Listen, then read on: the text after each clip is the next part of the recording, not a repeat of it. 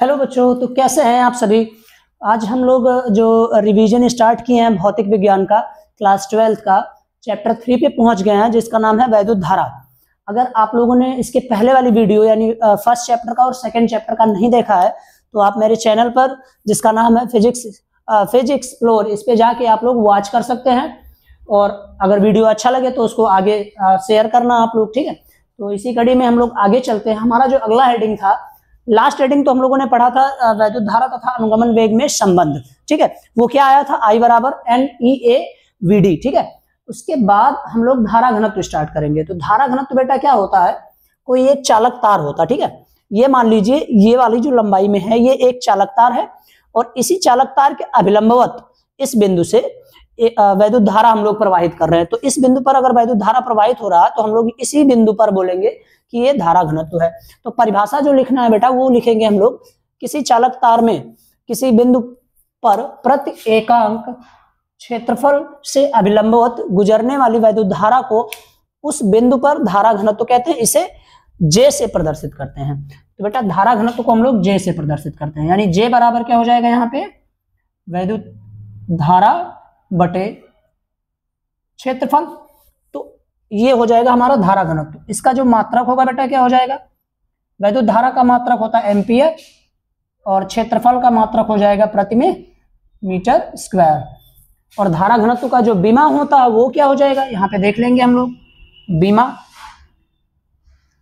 चूंकि एम्पियर जो होता है उसका जो बीमा होता है वो A होता है और मीटर स्क्वायर बोले तो क्षेत्रफल है, तो क्षेत्रफल की बीमा हम लोगों को याद होता है वो L के पावर 2 हो जाएगा, क्योंकि लेंथ है और स्क्वायर है मीटर का, मीटर गुणे मीटर, तो L गुणे L मतलब L स्क्वायर।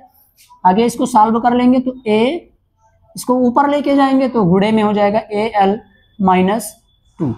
ये हमारा धारा घनत्व।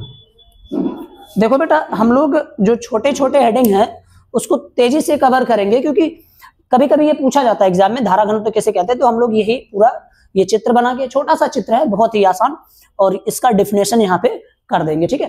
इसके आगे फिर हम लोग अगला लेक्चर देखते हैं, अगला जो हमारा डेरिवेशन है उसके बारे में, ठीक है।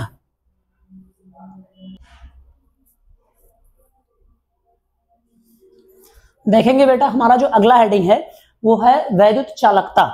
बहुत सिंपल है। वैद्युत चालकता किसे कहते हैं, वैद्युत प्रतिरोध के व्युत्क्रम को वैद्युत चालकता कहते हैं। जो हमारा प्रतिरोध है उसी का उल्टा अगर कर दे रहे हैं हम लोग तो वो आ जाएगा वैद्युत चालकता। तो वैद्युत प्रतिरोध का उल्टा करते हैं तो फार्मूला भी बन जाएगा वैद्युत चालकता बराबर, यहाँ पे लिख देंगे वैद्युत चालकता बराबर व्युत्क्रम का मतलब होता उल्टा, तो 1 अपॉन वैद्युत प्रतिरोध,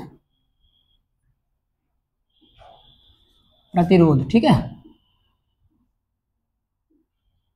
या इसी को हम लोग जो वैद्युत प्रतिरोध होता है इसका जो मात्रक होता है क्या होता है बेटा, हम लोगों को पता है ओम होता है, R से प्रदर्शित करते हैं इसको।